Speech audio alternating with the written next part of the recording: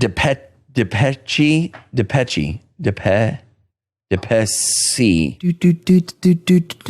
believe the band continued on past that song. That should have been the end of it. Like they weren't taken out back and shot after that song. That anyone took them serious at all.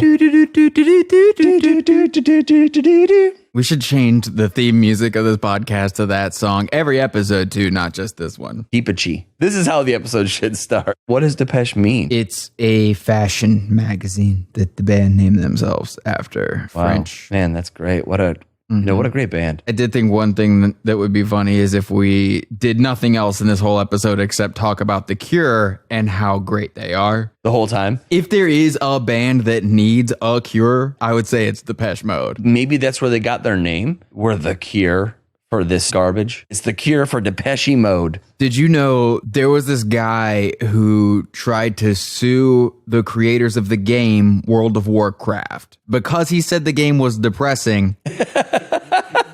He said the game was depressing, and he tried to call in Martin Gore of Depeche Mode as an expert witness on being depressed. I am not making this up.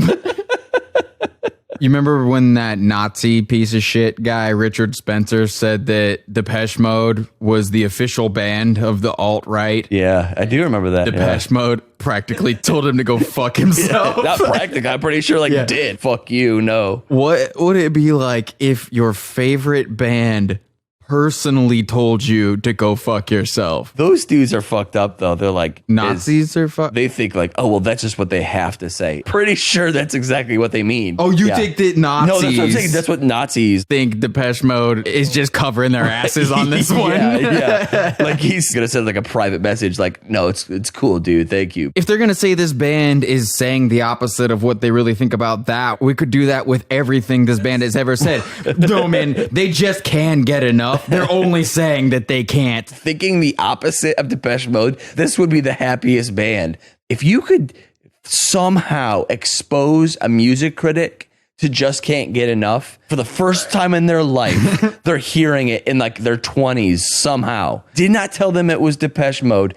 Did not tell them anything. What do you think about this song? No way. If you could get someone to be honest, that they would say that it's a good song. I don't know. Do you remember when everyone convinced themselves that Clap Your Hands and Say Yeah was a good band? Yes, of course. So I don't really know what to say here. Well, part of that is you have to strip away influences of other people or what people are saying is cool. We should say real fast, just in case anyone's already breaking something, we're not going to just talk shit on Just Can't Get Enough the whole episode. But we could. We definitely could do that. Arguably, it should be the end of the band. I think if we're going to do that, we should save it for an episode on Erasure, because Just Can't Get Enough is from the version of Depeche Mode that isn't really the Depeche Mode that everyone thinks of now. Right. This is when Vince Clarke was in the band. He was the main guy. He pretty much left out of the first album.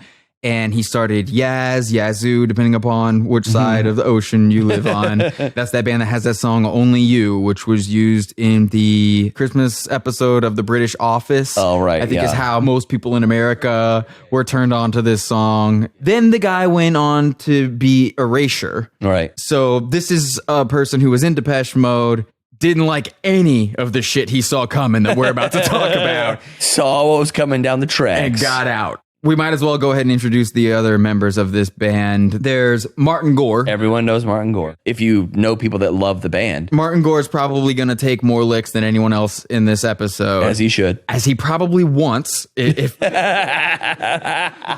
judging by the lyrics, if we can trust maybe he's into it. If we can trust him to know himself and represent himself accurately, probably happy about all the punishment he's about to receive. I was going to say, is he going to be listening to this episode feverishly, like stroking? I'll be so honest right now. I have no idea how or why any of this BDSM stuff works. I just know what I see is a lot of leather and self-deprecation or something. Yeah. I don't know. Being choked does not do it for me. I don't want you to hit me with anything. Me either. 100% don't want to get hit. Yeah. Leather just sounds uncomfortable to me. I don't know. Maybe it's not. I've never owned a pair of leather pants. No. I'll go so far as to say, If you've worn a pair of leather pants in your life, you almost definitely do not have a single friend. Because friends don't let friends wear leather pants. You maybe have acquaintances. So you know how there are some bands who have a guy who is not good at singing, but does everything else. Yeah, all the other stuff. Every now and then, he'll take lead on a song. He sings lead on 1 or 2 songs on an album, 1 or 2 songs in the live show. All the true fans of the band, put their hands over their heart. Oh, he's singing this song. He's singing when it's all of that. Yeah. Depeche Mode is one of those bands. Arguably, Martin Gore is Depeche Mode. Even probably according to Martin Gore, if we can judge how various inner band feuds turned out, everyone else in this band is replaceable. Yeah. Except the guy he picked to be the mouthpiece of the band, Dave Gahan. I don't really know what more to say about Dave. I do strongly believe that if Martin Gore had picked someone else to be the singer of this band, all of this would have happened the same way. But the other member of the band hardcore fans are really going to tell you about is Alan Wilder. They're going to let you know that he's a classically trained musician. This is one of the predictable responses that this episode will receive. Depeche Mode sucks so hard at making music. Remind me which one of you guys is a classically trained composer again? I'm a little rusty on music theory, but I'm pretty sure that Depeche is the worst mode. Listen, classical music sucks. Next time you're at a party where they have Depeche Mode playing, here's what I would like you to do. Take over the aux cord, stop Depeche Mode in the middle of a song, and put on whatever classical music you think is the best classical music that was ever recorded. Let me know how long that shit lasts. All right? Nobody fucking likes classical music, first of all. Nobody. Second of all, I promise you that classical music is the last thing anyone is even thinking of when they press play on Depeche Mode. If you ask someone, who is your favorite band, and they say something like, I love Beethoven, this may be one of the worst possible answers to get. That's never happened to me. Never happened, because you don't hang out with those types of people. I don't even know who those types of people are. I have no clue. I feel like you don't go outside your house if if classical. I'm serious. That's a really good thing. You have 75 cats. You're a shut-in. Yeah. Point being, no one's sitting around their house with their 75 cats thinking to themselves, I love classical music so much. Yeah. And then pressing play on Depeche Mode. No. Those two things are not fucking connected. There's no crossover there. This guy might as well have a bachelor's degree in carpentry. You might as well be commenting, oh yeah, Depeche Mode sucks so hard at making industrial music. Did you know that he's got a bachelor's degree in carpentry? He hits wood with a hammer to make samples. He knows the right way to do it. The exact tone he's looking for. Last person to introduce this band has a member of the band that even the hardcore fans of this band joke amongst each other about how completely unnecessary this guy is. Andy Fletcher, the Fletch, as he is affectionately known. End scene. So one of my favorite things is anytime there's a band that's known for having one image, and even when you think of bands that have this kind of image, that's the actual band you think of. It's not a huge deal. Again, this is sort of a just can't get enough situation. It's not worth hanging out on. But Depeche Mode definitely dressed like the asshole preppy characters from every John Hughes movie for a little while at the beginning of their career. Yeah, again, if you could just take someone that somehow has never heard this stuff and expose them to that picture and that band, what do you think about this band? And not tell, somehow they didn't know they were Depeche Mode. I'm talking like salmon pink frat boy Rage Against Machine fanboys shirts mixed with Flock of Seagulls hair. This band dressed exactly like Duran Duran for a while. The cover art for Construction Time Again completely looks like a David Lee Roth solo album. It even sounds like it though. Construction Time Again sounds like it would be like a Van Halen record. Then this band went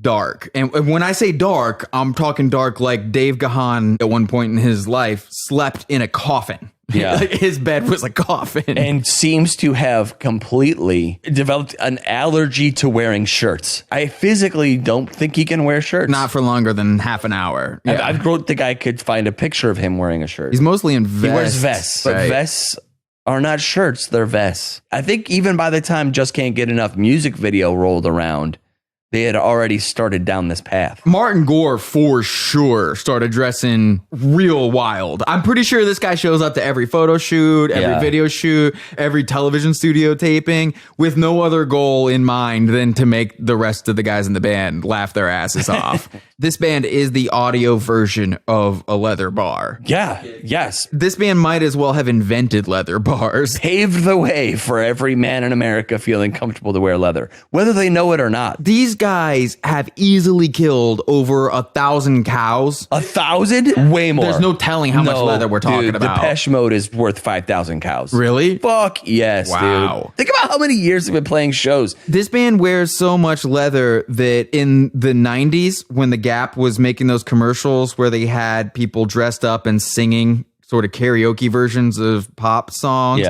they used Just Can't Get Enough in the commercial promoting their line of leather pants and jackets. When I'm with you, baby, I go out of my head. I just can't get enough. I just can't get enough.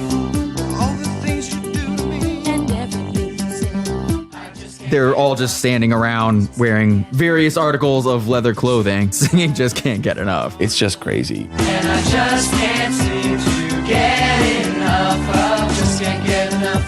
I just can't get enough.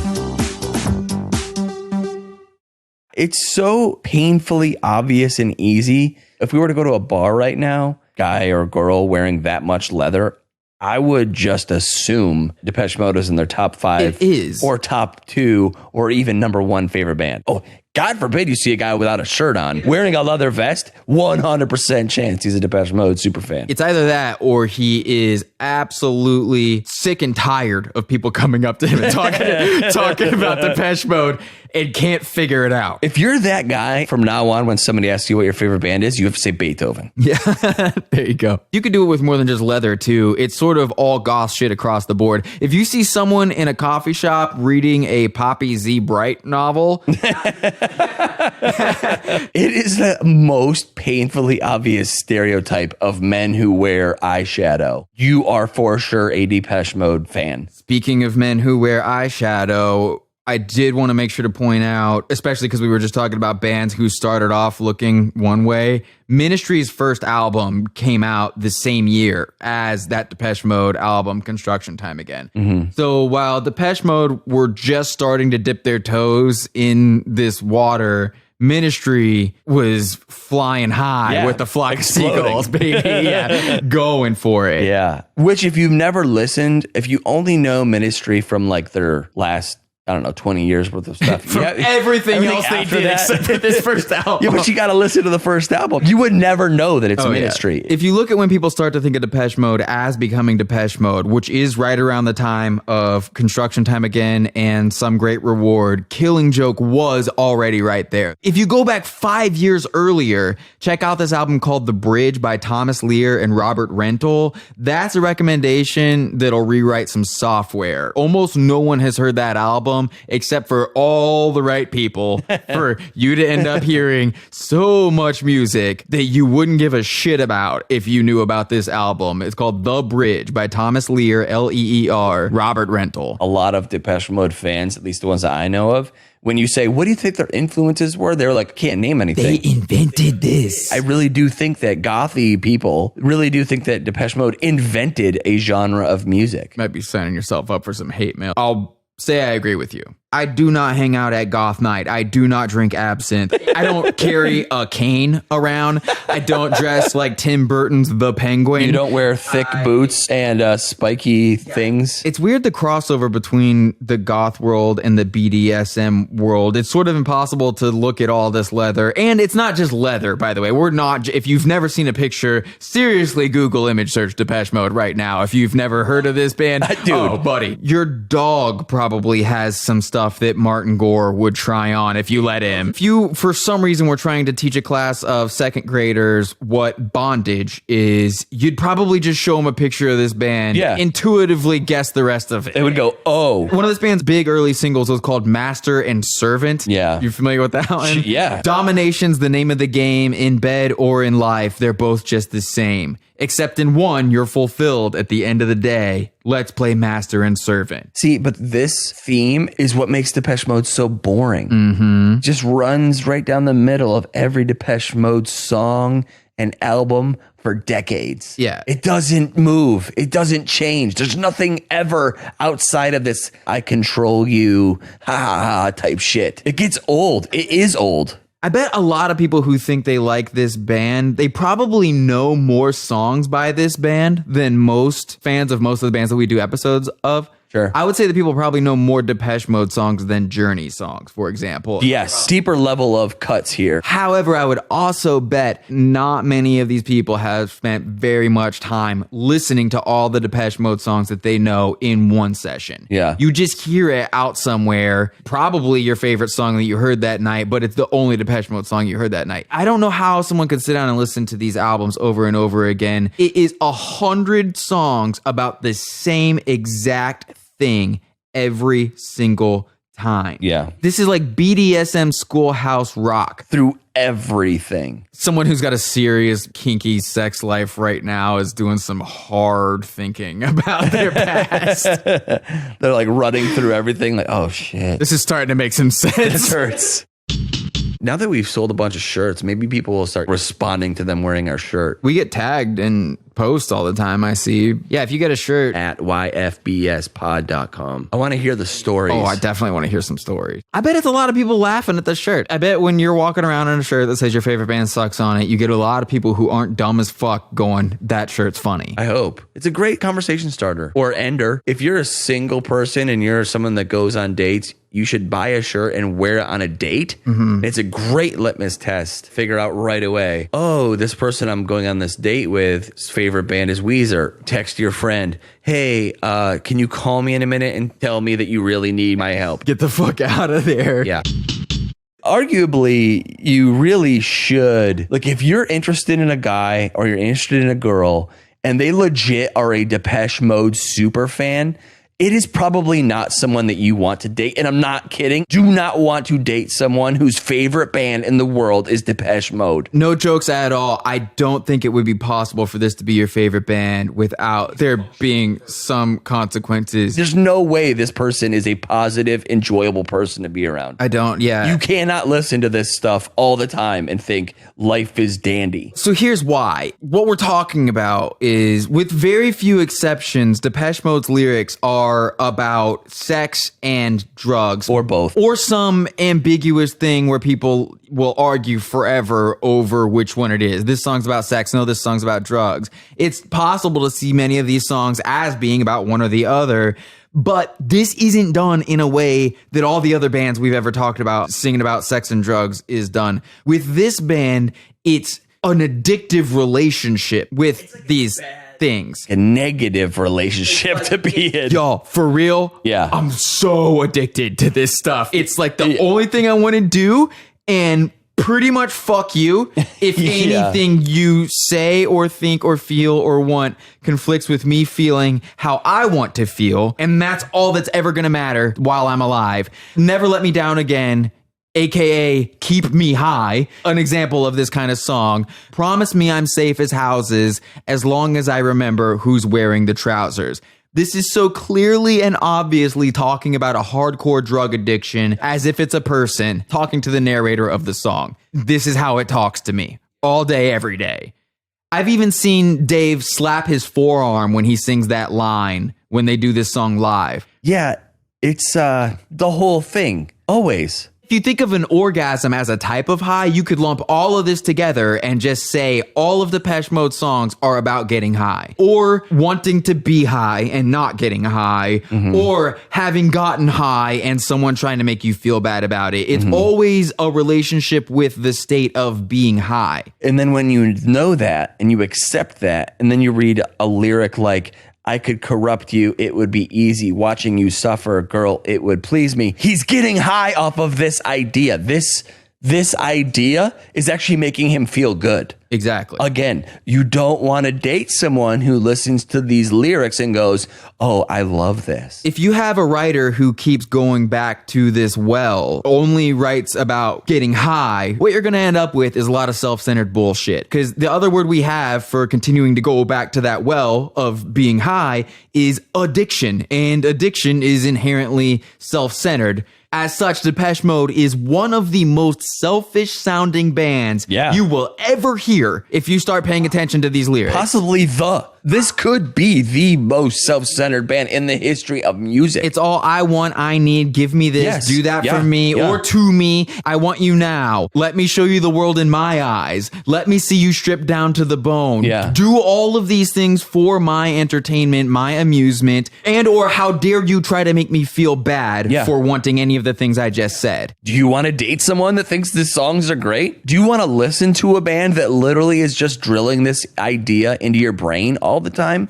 Think about that. This is what's being drilled into your brain all the time. This band is ruining your relationships, ruining you. The main counter argument I expect us to get for this episode is the song People Are People. I could see someone thinking that People Are People is the perfect rebuttal to everything that we just said. I'm talking about that song too. Yeah, I was going to say. That's not a song about how everyone should be nice to everyone because we're all the same. It's a song about how all of us should be nicer to the person singing the fucking song. It's obvious you hate me, though I've done nothing wrong. I never even met you, so what could I have done? I can't understand what makes a man hate another man. Help me understand. This is just some more bullshit about how everyone needs to accommodate this person's needs. It's not about equality in any. It's a selfish motherfucker saying, can't everyone just let me do what I want? Right. Why can't you be cool to me? There's even some bullshit in the song about how different people have different needs. But I can't help it. I just need things differently than you need them. We need a guest star psychiatrist that comes on the show and talks about this fucked up shit. Another example of a song where this sex addict or drug addict or however you see it, me addict, being made to feel terrible for their behavior. The song Condemnation is exactly about this. Don't punish me. I'm just being honest about who I am and what I want and what I need. It's not my fault. Like the idea of a libertine, like that same kind of person here. The thing is, all I could think is some Depeche Mode fan just like feverishly sitting at the computer right now, like typing out an email. Like,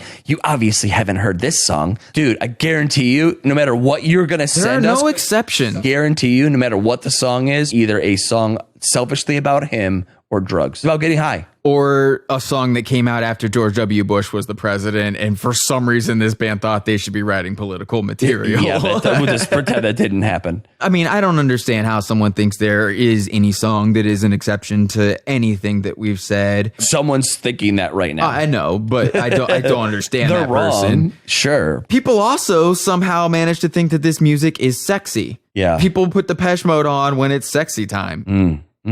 Here's my thing about music, that especially if it's some sort of kinky vibe, why do people assume that the kinky sex in the song is a kink that's somewhere on their spectrum of comfort? Right. You know, how many times has someone been dancing in a club, one of these kinky Depeche Mode songs comes on, they start getting a little freaky with someone, one thing leads to another, you go back to their place, maybe they're gonna ask you to choke them or whip them, some light 50 Shades of Grey type stuff. Then they go full Marquis de Sade on your ass. Next thing you know, you're wearing a fucking gimp mask and you can't breathe. Can you take a dump on my chest? Right. Gets really fucking crazy really quick. What if that's the kind of kink? It could get real wild, and I don't know if everyone's ready for that. It could get weird is all I'm saying. You just make the right choice. I don't think Depeche Mode is sexy unless your idea of sexy is watching someone jack off in a mirror. It's just not. I think that Soft Cell is about 1,000,000 times sexier than Depeche Mode. Depeche Mode just keeps getting off over and over again on this self-indulgent naughty trip. I'm naughty. It is the theme of every single song. If you did a writing exercise with Martin Gore and took away the concept of sin, he'd be entirely screwed. The band would not exist. What would he do? You know, I just feel like a dynamic songwriter is someone that you could just shoot them a topic and they can write a song about it. Shoot a topic to Martin Gore that isn't sin, sex, leather, What would he do? What would he write? I don't know. Well, yeah. It's, Martin, write a song about going fishing. can't do it. Roger Waters could do that. By the end of the song, you're shoving the fish up your ass. If Martin's got the pen, that's what's happening. You're sticking the hooks in your arm because you think it's cool or something. People Are People is such a bad song. I thought it was a Tears for Fears song for most of my life. Well, because it sounds like a song that could be written by Tears for Fears. It just sounds like a 12-year-old wrote it. It sounds like an insecure kid wrote it. Oh, yeah. Why don't people like me? Why don't they like me? People are people, so why should it be that you and I should get along so awfully? People are people. Why don't you like me? I know those aren't the words. Don't email me. I think that this band wouldn't be as famous as they are if they didn't start incorporating the sound of guitars into their music. Their biggest song is Personal Jesus, has that ding, ding, ding, ding, ding, ding. I thought that was a Marilyn Manson song. People could convince themselves that they were listening to a rock band at a time when all these other bands were just a bunch of weirdos with weird hair playing keyboards and not making real music. Depeche Mode sort of snuck in the back door, at least by using samples of guitars instead of going full keyboard sound. This is what I just think of them as, though.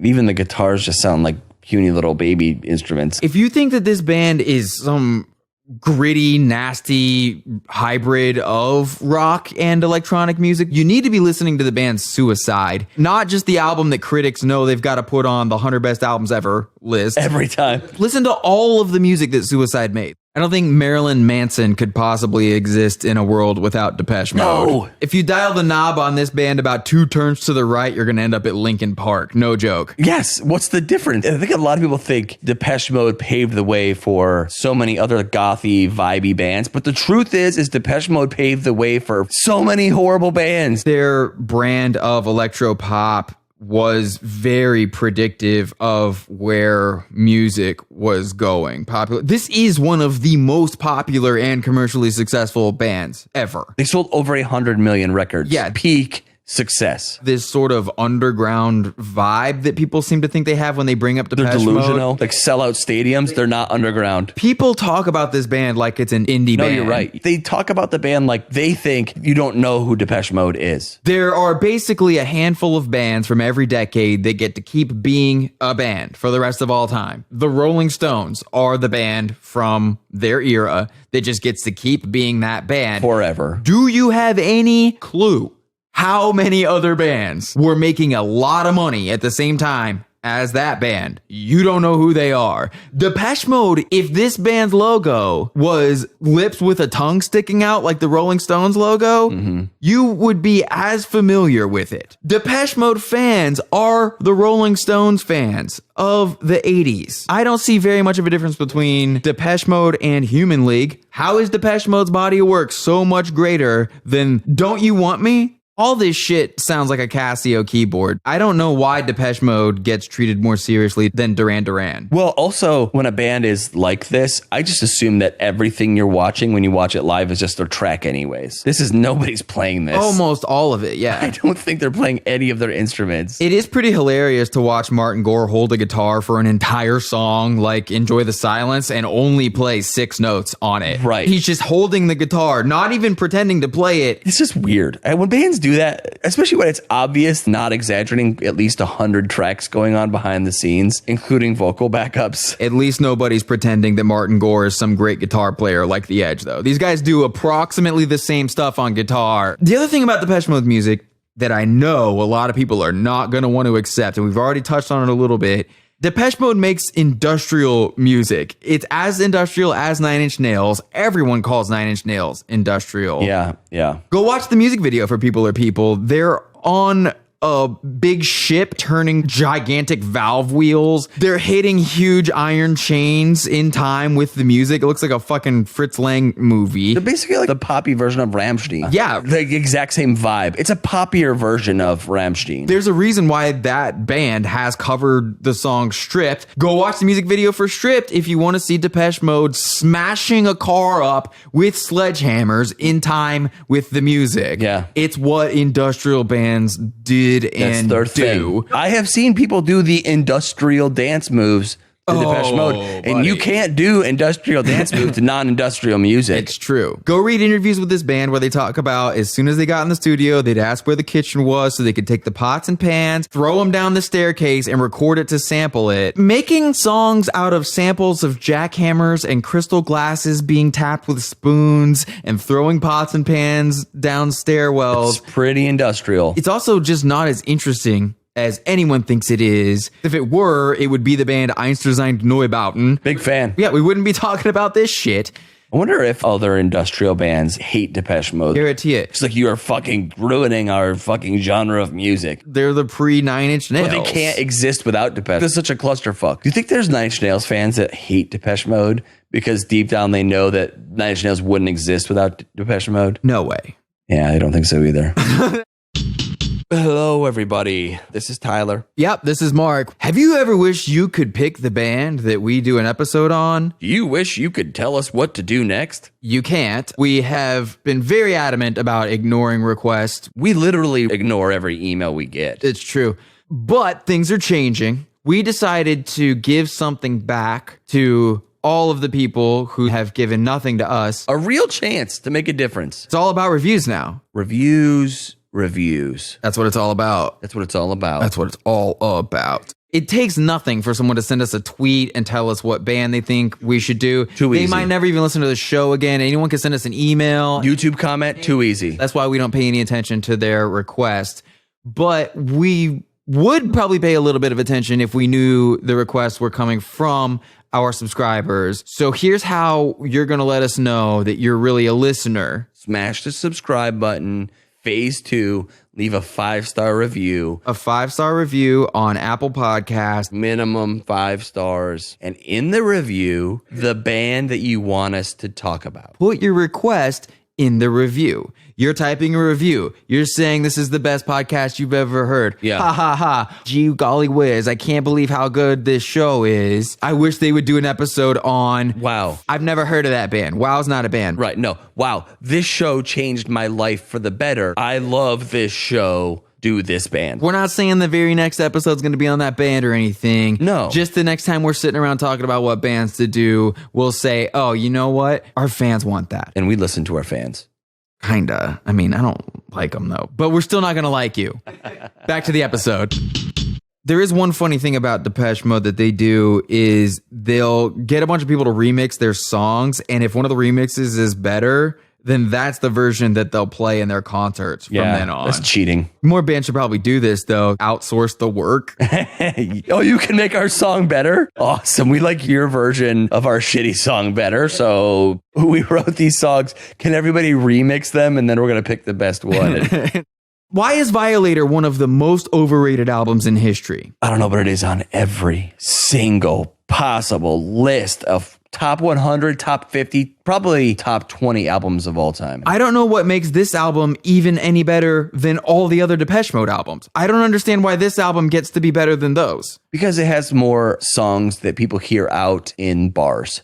The largest collection of songs that people hear in the background and go, oh yeah, I love that song. I think that's because Violator is on all those lists. Which came first? I think the hype came first. I think people decided this was the best Depeche Mode album, and that's why that's the case. There's nothing better than debating super fans of bands like this about which album is the best. I can't imagine having that conversation. You have to have this conversation with a Depeche Mode fan, though. After Depeche Mode became Depeche Mode, all of their albums sound 100% exactly the same. It's almost weird how consistent this band is. You can press play on songs they've come out with in the last 5 Even years. recently, yes. And it sounds identical Yes. to the 80s albums. They have a sound and they stick to it. Here's my question. If Violator is one of the best albums ever made, why isn't anyone saying Depeche Mode is one of like the 10 best bands of all time? Definitely doesn't happen. Because all their albums are as good as Violator. No one says that. No. The band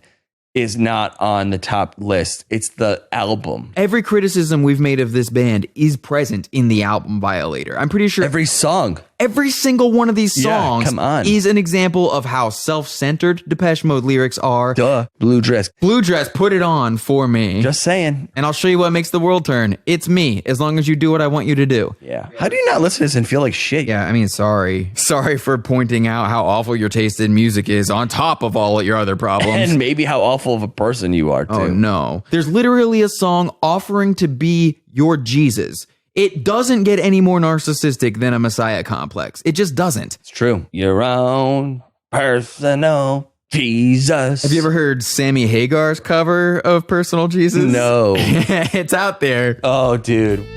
Your own personal Jesus. Jesus. Johnny Cash covered this, right? In that cover album? Yeah, who gives a shit? Dude, it's horrible. But if your friends are huge Depeche Mode fans, you should bring up Johnny Cash because it will triggers the shit. Why? I don't know, but it really upsets them. It was cool Depeche Mode to cover Yes. Johnny Cash. You say that, or even just sometimes acknowledging the Johnny Cash version, say of Hurt, that it happened, pisses Nine Inch Nails fan off. Same thing with this song. I would bet that would work even better if you pretended to think that Marilyn Manson. Yeah, that is who wrote definitely this yes. song. For Personal Jesus, way better to say Manson wrote it. You should definitely say that to everyone. The reason why that is going to make Depeche Mode fans so angry is because, like we said earlier, Marilyn Manson would not have a career if it wasn't for Depeche Mode. I would want to take a few seconds right now for all the Depeche Mode fans listening to this. I agree with you. Marilyn Manson would not have a career if it wasn't for Depeche Mode. Yeah. Now what I want to do is make sure you take 3 fucking seconds to realize you're saying that Depeche Mode is the reason why Marilyn Manson happened. You hate Marilyn Manson. You're on our side. Yeah, let it sink in. Take a deep breath. You're okay. Imagine if the biggest asshole that you went to high school with grew up and had a kid. How likely do you think it is that that kid's going to turn out to be an asshole? 100%. Marilyn Manson is Depeche Mode's asshole kid. Policy of Truth is straight up about how lying is good and you should do it more. Mm-hmm. Enjoy the Silence is basically telling someone to shut the fuck up because they're ruining your high. Words like violence, break the silence, come crashing into my little world. This little world that he's in, either while he's fucking someone, which is super creepy and weird, or in his little world of whatever substance he's taken that day. Painful to me, pierce right through me. Can't you understand? Oh, my little girl. All I ever wanted, all I ever needed is here in my heroin.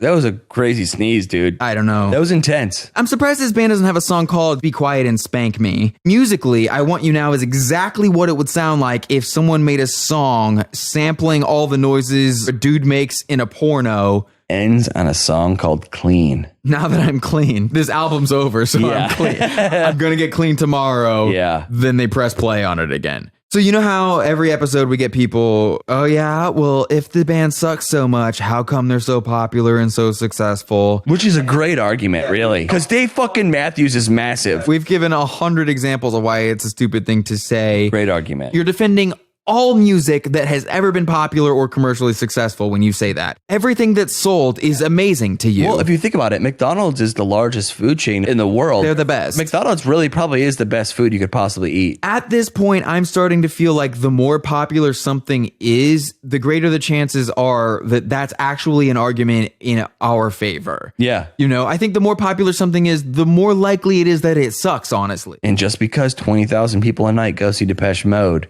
doesn't mean it's good. It's not even just the thing that becomes the most popular thing. It's all the stuff that happens around it too. In the Oasis episode, we talked about when they were the biggest band on the planet, they played 2 concerts for 125,000 people each night. Just Oasis. It wasn't a festival. They gave a free concert.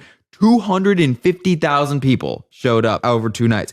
You ever been in a crowd of 125,000 people? No, I have not. Never will. Yeah, me neither. Do you know why? Because if anyone ever said to me, do you want to go be in a crowd of 125,000 people? I've been in crowds of about 50,000 people. It sucked a lot. You know what? I'm going to stay home. I'm not going. Not going to go. At all. But everyone who's in a crowd of 125,000 people is in a crowd of 125,000 people who all thought they would have a good time in a crowd of 125,000 people. If you were to look at their life choices on the whole. People that make bad decisions on a regular basis. Bad choices Therefore, all the time. maybe you can and should dismiss their taste in music. It is unwise to assume they're making better decisions anywhere in their lives. Another thing about all this popularity and success is it almost killed this band. After Violator, for some reason, became this Explodes. blown out of proportion thing, Gahan got all wrapped up in this idea that he was some kind of fraud because all he did was Sang the songs. that Martin Gore wrote. I don't know how much of this is Dave rationalizing this after the fact. Here's what I must have been doing psychologically. Here's what my therapist said I was doing. But if he knows what he's talking about, it looks to me like he decided the least he could do is live out all of these songs about debauchery. So at least he'd be telling the truth when he sang the songs. These songs are about drugs. I might as well do them. And he ended up with a very serious heroin addiction that he barely survived. When you see music videos from the songs of Faith and Devotion era, Dave has long hair and he looks like the devil having a real bad day. I was going to say it looks like the Crypt Keeper. Oh, yeah. But the devil works too. When you really actually know now, go back and look at it, not cool. It's not comfortable. So there's all this popularity, all this success. Alan Wilder, basically how this band has always written songs is Martin Gore does a rough demo, hands it off to Alan Wilder, who goes into the studio and takes care of the rest of it, is what everyone makes it sound like. Alan Wilder starts to feel like he's not being appreciated, even fairly compensated for the level of contributing that he's doing to this band. So he just leaves. And then Dave Gahan, either because he needs to feel like he's a creative aspect of the band, or because he wants to get paid like he's writing these songs, says he's got to write a certain number of songs on a Depeche Mode album for there to be any more Depeche Mode albums. I love that. Guys, I'm in the band, and if I don't get to write at least 3 songs on every album, I'm going to quit the fucking band. Martin Gore should have just called his bluff and been like, cool, dude, see ya. This is one of those things that happens in most episodes of bands that we talk about. Funny. When they get successful, there was one person writing all the songs. Everyone else realizes that's the person who gets bigger paychecks. Yeah, yeah. Now we've got all sorts of problems. It happens with more bands than it doesn't. It happens with almost every band. Yeah, almost every band that gets enough money coming in for it to matter, 100%. This becomes a thing. There really isn't even a reason to talk about all these albums after Violator from any sort of creative critical analysis standpoint. This band just keeps doing the same shit over and over again because it's what made them a ton of money. It has kept them one of the biggest bands on the planet. I mean, when I was a kid on MTV and VH1, I must have seen the music video for that song Dream On so many times I thought it was a car commercial. All the music videos kind of look the same too, because almost all of them were done by Anton Corbijn. This band has an aesthetic. Yeah. Does the aesthetic match Volkswagen though? Well, it's funny that I thought that song was a car commercial because Dave Gahan did do a car commercial for Volkswagen. Yeah. You can find the commercial still. It is on YouTube. German, I think. It is in German, It might have been in a bunch of other languages too, even. The only one I saw was German. You can also find this little making of video where they had cameras on set interviewing the director and all these people. It's really, really embarrassing because Dave's in there talking about all the reasons why he thought the song was a cool fit for the commercial, you know. You know, I normally wouldn't do anything like this, to be quite honest, but I thought that it was a good idea. I liked the way that it's almost like I have a cameo at the end of the whole piece of film. Okay, so here's the thing. To me, some of the smartest people on earth are the ones that have the ability to pitch a megastar musician and convince them to be in a Volkswagen Golf commercial. Not a high-end Volkswagen, a Volkswagen Golf. Dave Gahan could buy 3,000 of tomorrow. It's not even a cool car. That's what I'm saying. Not a cool car. It's not at all. He doesn't need money. He doesn't need more fame. Well, he might have needed money. I don't know. I don't know how much. I guess it's possible. I think whoever actually pitched him the idea was so good. What could you possibly... It does not make this guy look cool. If you think that this is a cool guy, You should watch the commercial. You should or you shouldn't, you know. The VW Golf is one of the dorkiest cars I have ever seen. The new Beetle would have been a better car. Yeah, it always is the case. I am always perplexed. The people that are mega famous, mega rich rock star musicians doing the dumbest commercials. This is such a dumb commercial. The dumbest shit. The concept for it is this is a car that appeals to such a wide variety of people from all different walks of life. So it shows all these different types of people riding in a VW Golf while a different version of the song People Are People Every time, plays to match it. Flower, hippie, People are people, so why should it be? upbeat, active lifestyle, upbeat, active version. Kids. Then Gahan's at the end, driving a VW Golf, Wearing no shirt and a leather vest. which should never happen. It's not like he doesn't have any he lines. shouldn't be driving at all. But also, what he's doing is driving this VW Golf, nodding along as Depeche Mode's own version of People Are People plays. What a dork. No way. It doesn't diminish his rock starness. It's not cool. It's not cool. It's not funny. It just makes him look like a dork. The dork that he really is. If I had a Depeche Mode tattoo, You would get it lasered off. I have an idea. We should get matching Depeche Mode tattoos. What? That are just Volkswagen Golfs with Dave Gahan driving them. the Volkswagen logo, but with D and M instead Yeah, of V and W. perfect. W sideways to turn it into an M. And that D almost, yeah. Yeah. I like to think that Dave Gahan thought it was a good idea to be in this commercial because right now he's out there somewhere driving a VW Golf, listening to his band's music from 30 years ago. Maybe it is actually happening right That's now. what he's into. If your favorite band is Depeche Mode, Your favorite band sucks.